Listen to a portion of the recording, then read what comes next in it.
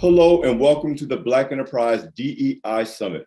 I'm Alfred Edmond Jr., Senior Vice President and Executive Editor at Large for Black Enterprise, and this is the Employee Resource Group. Do they really matter in creating real opportunities for Black executives? It's my pleasure to welcome to our panel for this important discussion, Penelope Morman, Director, U.S. Oncology Customer Business Line, League of Employees of African Descent, EBRG leader for Merck. Also, we have Charmin Spencer, Director of Quality Field Operations and Chair, National African American ERB Group for Toyota. And finally, we have Natalie Renae Williams, Director, Diversity, Equity, and Inclusion, and also Workplace and Workforce Initiatives, and the former global leader of the BOLD ERG for Verizon. Welcome, ladies. Thank you for joining us. Thank you. Thank you. Thank you. Let's start out by giving kind of a lay of the land for those who are in attendance at this conference, to talk about the history and the purpose of ERGs, not just for Black employees, but in general. Natalie, why don't we start with you? What is kind of what the purpose and the role of ERGs, while they may vary from company to company, but in general? Yeah, absolutely. You know, employee resource groups is really a way for employees to have voice within the organization and help our organization meet the organizational goals and the strategy as it relates to diversity, equity, and inclusion. So at Verizon, we have 10 employee resource groups that span many different intersections. And it's important that those voices are represented in our planning and how we do business, and our employees matter. So ERGs are a very important part of the business strategy. And I would say more important now than ever, just given the current climate that we have in the world and what it's going to require when we think about work of the future.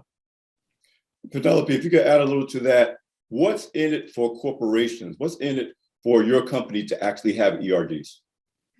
Well, I agree. I totally agree with Natalie, right? I think, when I think of ERGs, I think of the employees as kind of like at Merck, we're the heartbeat of the organization. And I think the ERGs are the blood flow to that heartbeat. They are a vital blood supply to that heartbeat. And to Natalie's point, when you think about the times that we're in, the pandemic has really brought the communities into the workplace. And I think ERGs really help the organization keep a pulse on how employees are feeling, and then how do you modulate that pulse, whether we need to speed it up or slow it down or give it some attention. So definitely in this time, ERGs have been a lifeline for a lot of employees to have a safe place and a safe community to express what's on their minds. And Charmin, talk to me a little bit about the role in a longer term sense. This didn't just, this phenomenon wasn't created because of a pandemic or for just the actions in the news and the impact of the past couple of years. This has been existing, at least in your companies, for a while. Talk about what that means for Black executives and Black professionals in your company in terms of the environment they're working in and trying to advance their careers and really deliver service and value to the company. Absolutely. So as you mentioned, at Toyota, we've had ERGs for a while. I'm proud to say the African American Collaborative is our first one. And this year we'll be celebrating 20 years in this coming August. And so as we look at why the ERG was necessary and why it was started from a grassroots effort to really just get to know different team members. And as you mentioned, it spawned into our vision, which is retaining, developing, and recruiting African-American talent and creating an opportunity for team members to have some special projects and things of that nature where they can have some exposure that maybe they wouldn't have in their day-to-day lives. The other thing that we, use our ERGs for here at Toyota is really understanding our customer base. So we do have multiple affinity groups, upwards of 96 total throughout the company, and all of those touch into different spaces spaces. We have a group for people who love pets. And so as we're looking to launch our new products that include vehicle space for pets, we typically go to that ERG, and ask them to vet out some of our marketing material or whatever the situation may be. So beyond just the pandemic and our social justice issues, Toyota has really lasered in on how do we use our ERGs to maximize our consumer base and use it as a conduit of what is our actual customer experience versus what's our employee experience, and then partner that with development. I'll start with you, Penelope, but I'd like all of you to weigh in. How important, and I like your analogy of heartbeat versus blood flow, is our ERGs in your respective company are to two different things. One is effective communication within the company, both in terms of what's going on outside the company, and we've seen everything that's happened from the pandemic to the racial injustice or the racial justice push post George Floyd, and as well as internally, and also in terms of really keeping the environment healthy for all employees in the company. There's the ebbs and flows over the years with that because company cultures change, company cultures evolve, and sometimes company cultures devolve if you're not careful. But talk about the importance of ERGs, and your ERG in particular, in terms of helping to modulate that and even course correct for a company sometimes if it's necessary. Yeah, I think that's such a great question. So like you said, stated earlier, the EBRG that I lead, and Alfred, before I go there, I did want to add something to what Charmin said. I think it's great when she was talking about how they use their ERGs to kind of test out their marketings and things of that nature. And I just wanted to say, to really highlight that at Merck, we added a B to our titles, right? So instead of ERG, we're EBRG. So we can call ourselves Employee Business Resource Groups, because just like Charmin's organization, we want to impact the business too. We want different parts of the organizations to view the EBRGs as a place to come when they're doing different campaigns. In our environment, it's medicine, right? So if they're doing a campaign for diabetes or for cancer, and we're trying to reach our underserved and underrepresented populations, we want them to come to the EBRGs to kind of test out those marketing and promotional materials.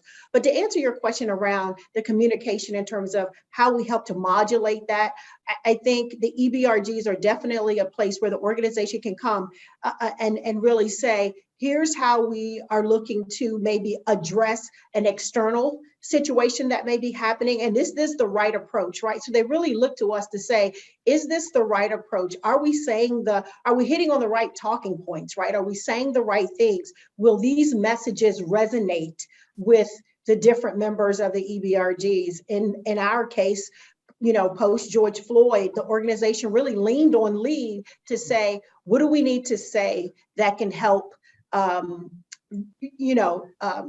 won't say satisfy, but to kind of help reach out and kind of say some soothing words to our African-American employees or Black employees. And so I think the EBRGs really serve as a great communication, a place to kind of test those talking points and for us to weigh in on how they should approach certain affinity groups when it comes to things that are happening externally or even internally within the organization. I think whether it's a change in leadership, sometimes if it's we've had a number of different leaders in the in the Black employees leave the organization. And so I think they come to us to say, how is that going? How is it received? And is there anything we need to message to ensure that employees feel heard and they feel represented? So at least at Merck, that's how I've seen the organization use the EBRGs and lead in specific.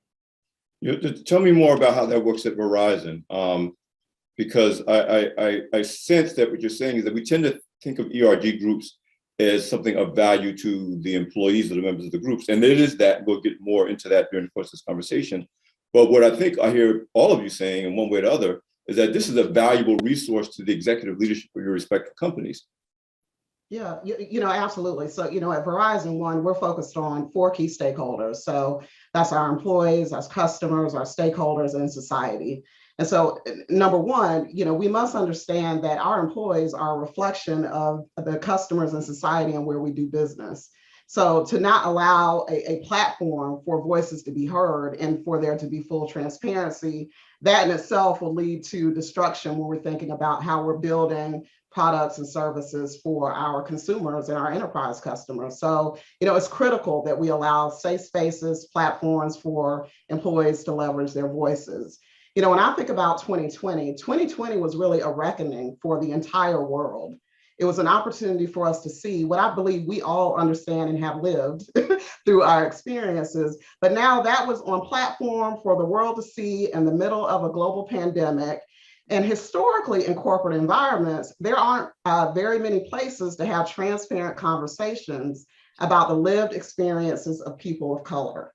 And so for me, I was leading our BOLD employee resource group at the time, that's Black originators, leaders, and doers.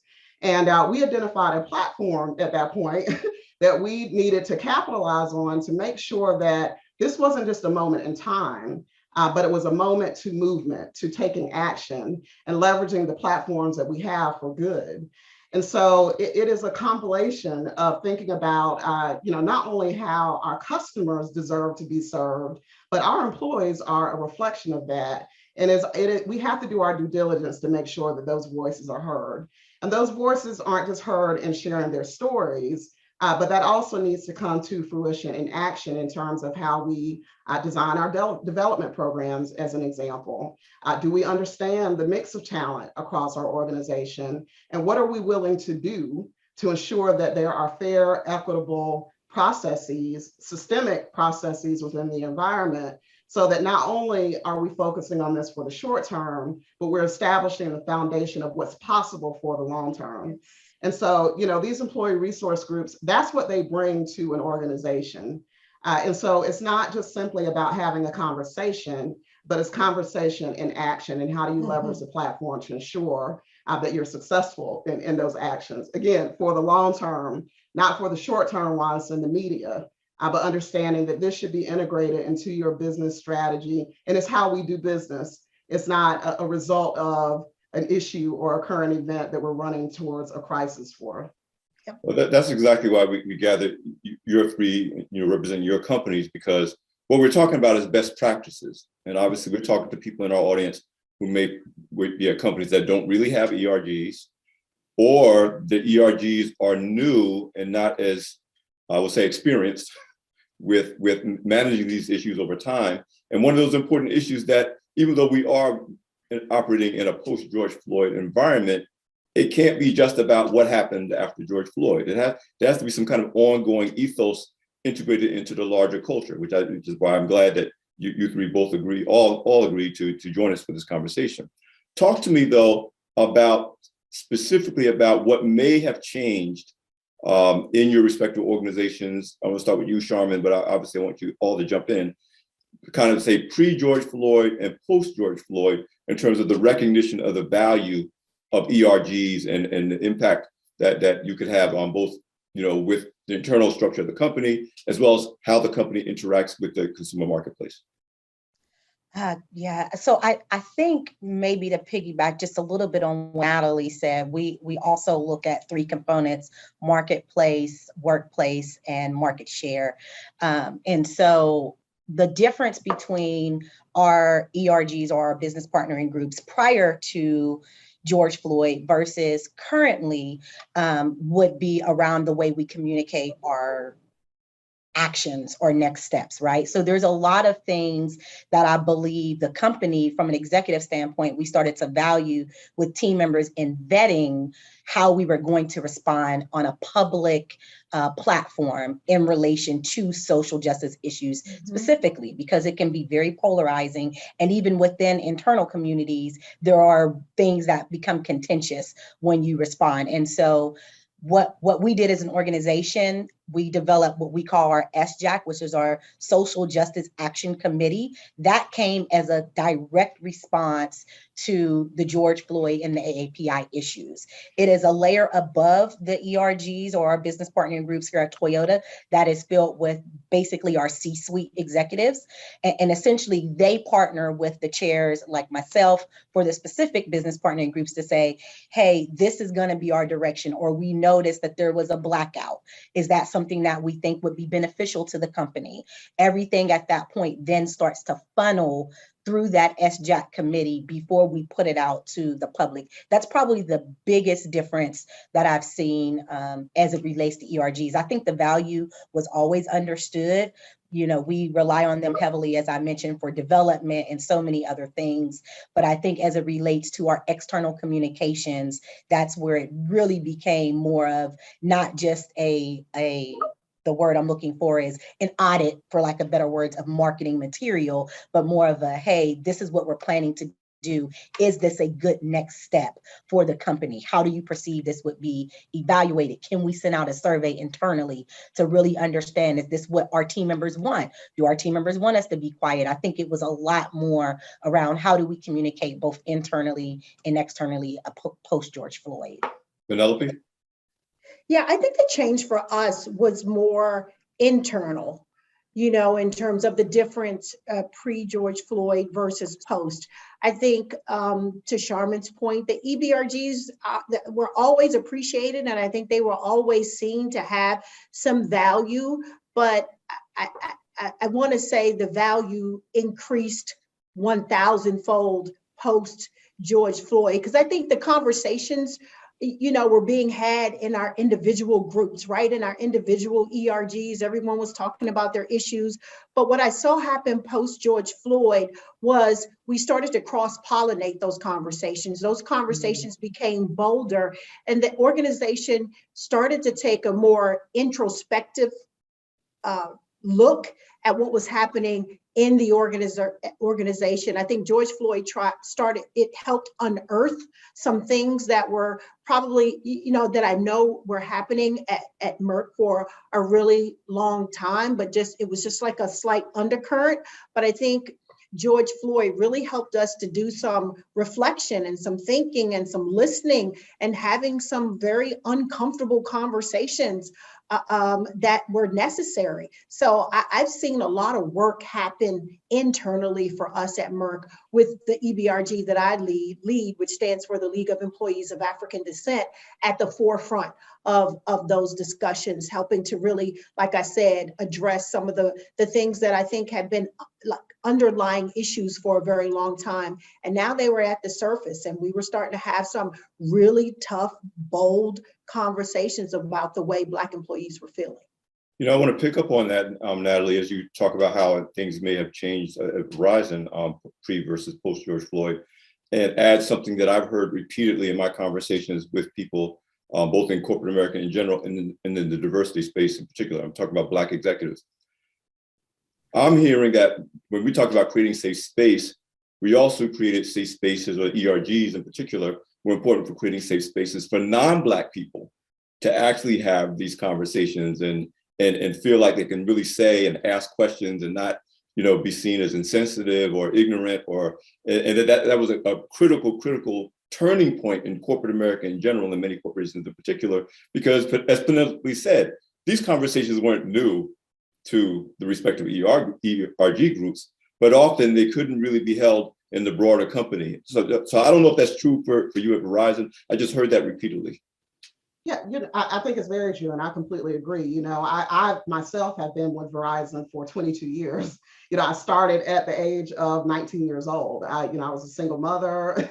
You know, so I have seen a complete transformation over time. And I live in the South. I'm in Atlanta, Georgia. So if that gives you any context to what my experiences have been, both personally and professionally. But, you know, I would use 3 words to kind of describe how I've seen transformation across my business. So I would use the term allyship, intersectionality, and integration, right? So one, I always say to folks that it's important that everyone is not going to agree with your point of view or perspective. Your lived experiences are your own. If you want to create an ally, you have to be willing to listen and meet people where they are, right? And so that means that safe space conversations are not just about bringing awareness to the struggle, if you will, but it's also making sure that we provide a platform for others to learn, listen, be educated, and position themselves to also take action. So when I use those 3 terms, allyship, intersectionality, integration, the biggest change that I have seen is that, you know, typically historically, I would say, when folks think about an employee resource group or a business resource group, they're thinking about food, fun, and events, right? And the reality is that there's an opportunity for employee resource groups to create a business plan that is focused on the very same stakeholders, key stakeholders that the business is focused on. And so all of our ERGs develop and have created business plans for each year. Each ERG has an executive C-level sponsor who's responsible for supporting the employee resource group. And in addition to that, each ERG has an executive advisory board. And so, as we know, if you want action to occur, if you truly want to integrate concepts within the business environment, then your most senior leaders have to be a part of that charge and be fully accountable to delivering on the expectations, just as any other employee is accountable to. So we have this motto, if you will. It's a shared, integrated responsibility. Everyone has a responsibility, regardless of what title you hold or what business unit that you sit in. We've gone even as far to say, yes, we have an overarching business strategy as it relates to diversity, equity, and inclusion. But each one of our business units also have a diversity, equity, and inclusion strategy to meet the needs and the very nuanced situations that are represented within their business unit as well. So integration, intersectionality, driving allyship, for me, those three things were critically important when I think about how we've transformed over time.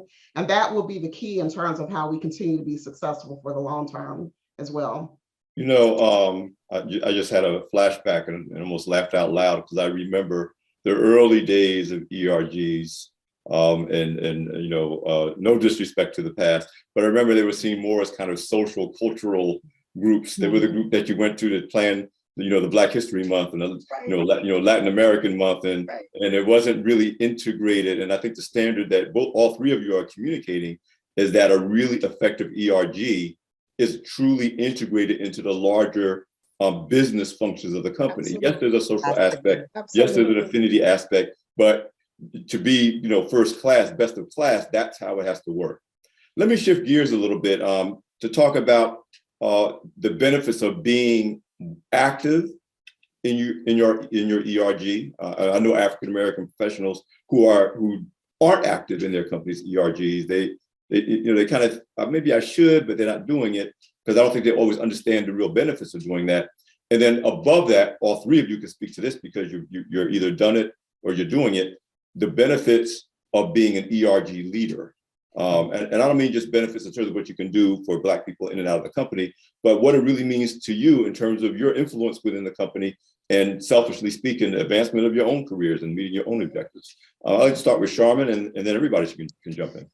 Alfred, that's a great question. If I could just take a couple steps back, and I'm going to say, as you talk about the history of ERGs, I think that's probably fundamental. One of the first things that a person can do by getting involved is changing the stigma around what it is that we do, right? There are some people who are on the fence, as you mentioned, who may be a person of color or whatever, their affinity is.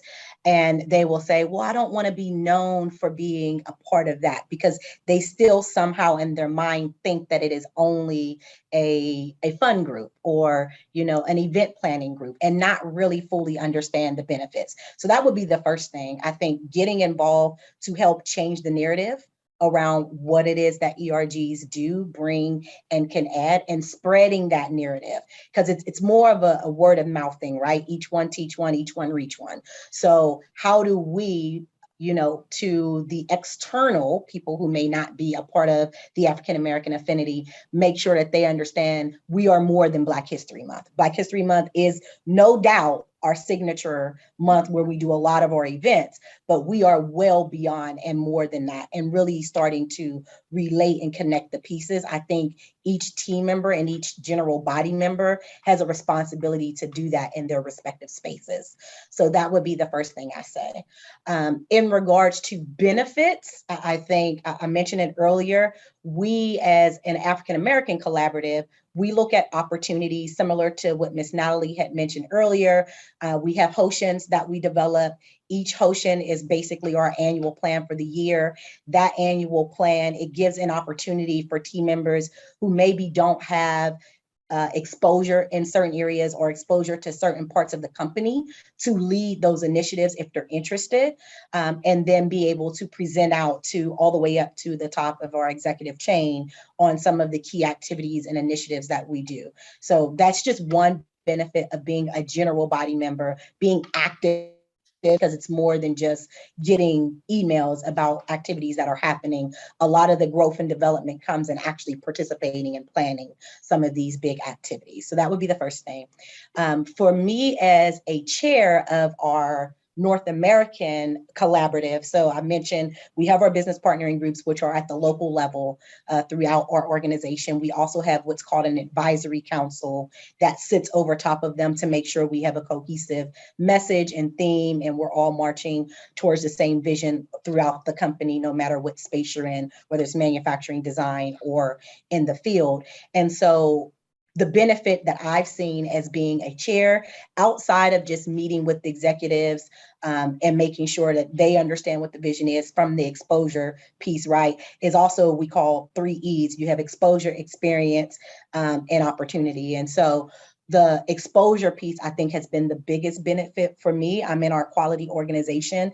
And even though my team, I'm in field ops, we touch a lot of different parts of the business. Being the chair gives me a different lens through which I need to now understand, okay, what are the limitations of our manufacturing chapter? They're limited to, they work on the line. They don't have a full hour to join any type of content. So it needs to be short and digestible. This has given me the opportunity to think through that lens in which I wouldn't have had to in my normal day-to-day, because I'm situated at corporate. And so I would say that's probably the biggest takeaway for me as an executive, beyond influence and exposure. Penelope?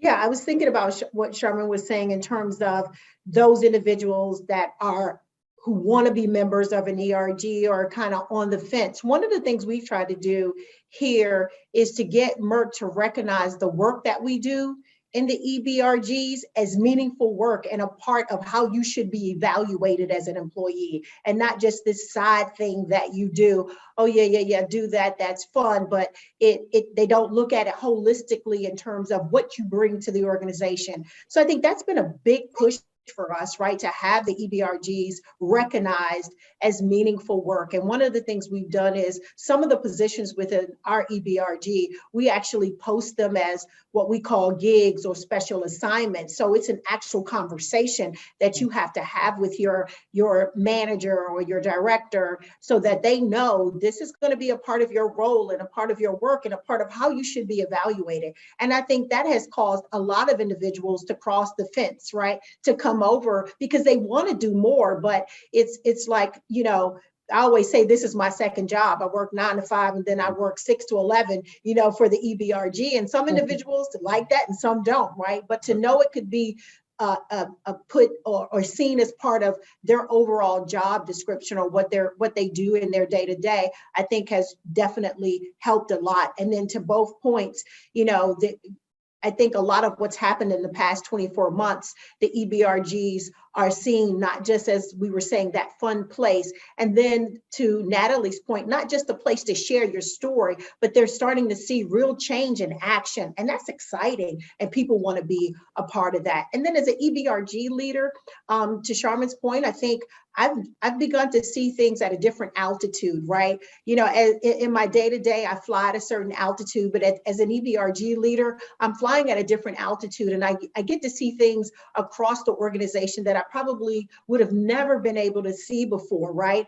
And I have to calm myself, because sometimes it's like you want to do everything and the ideas just get to flowing about how you want to evoke change. And so I've had to put some stake in the grounds to say, where can we really have lasting and impactful change based on what I'm seeing? And the biggest thing I think we've been trying to do at Merck is develop employees. We see a lot of mid-level employees who are just aching and begging for development. And I think that's been a place that's near and dear to me. And as an EBRG leader, just being able to look across our organization and see, no matter if you're manufacturing and corporate, wherever, people thirst to grow. And so we've made it a point to anchor to helping that growth occur, because we too anchor to 3 C's in our EBRG, which is career, company and connection. And so the career pillar is really important for us in terms of helping people grow in their positions.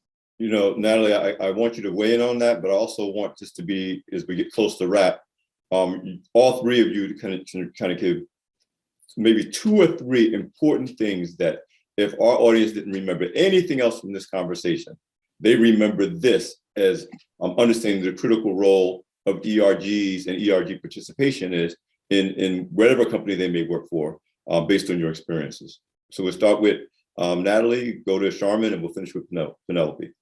Yeah, absolutely. I think I can wrap all of this up in what I'm about to say to you. So what is so important is that you capture your contributions, that you are very clear and intentional about what goals and what you're intending to do, and that you shout from the rooftops how you've been able to accomplish those things and how that has contributed towards the bottom line. So, you know, when I think about the role that I'm in today, so I've been in the Diversity, Equity, and Inclusion Office in this role for about 10 months now. As I mentioned earlier, I've been with Verizon for 22 years. I was an ERG leader for our Bold Employee Resource Group for about 5 years. The reason why I decided to lead an employee resource group is because at the time I was leading a call center here in Atlanta, Georgia. I had about 1,100 employees in that call center. And that call center was 99.9% Black and African-American people. And it was important for me to identify a non-traditional platform where folks could see outside of the 4 walls that they were working in and truly understand, you know, how they can connect to their purpose and how that can be leveraged in their career journey. What happened as a result of me being an ERG leader, and I was doing it to support my people because I'm in service to my teams, I'm a servant leader. But what actually happened as a result of that is that it opened up doors and opportunities, access to people who I would have never had an opportunity to engage with by simply being the director of the Alfred Call Center. And so having access is the greatest gift that you can give anyone in terms of being successful, right? And so, you know, one of the things I would say is access. Having access to opportunities is critically important. Being very intentional about your goals and the outcomes that you're looking for and recording your contributions are critically important. And once I stepped into the diversity, equity, and inclusion role, a part of my strategy is that employee resource groups are a value-added proposition to the business and a potential talent pipeline. And so focusing on development and within our systems, what needs to be true in order for us to tap into this intersectionality of ERGs and the great talent that is there. You know, it's important that we have the right infrastructure to support that throughout the organization. So I will say, use your platform for good, make sure that you are recording contributions and be very clear and intentional around your goals, intentions, and outcomes, and work towards what's possible, create the future versus being stuck in the past. So that would be my advice to everyone who is listening to us today. Nice. Charmin, what are some final gems you'd like to leave behind? Yeah, I mean, Miss Natalie hit a nail on the head for a couple of them. But number one is just, if you're not engaged, you need to engage. I think if your company has an ERG, please register, become a member. I don't know what the process is for some companies, but become a member and then get active. Even if you start small as a committee support member, start to get engaged and find a way to contribute, I think would be the first thing. The second thing that I would say along the lines of Miss Natalie is document everything you're doing.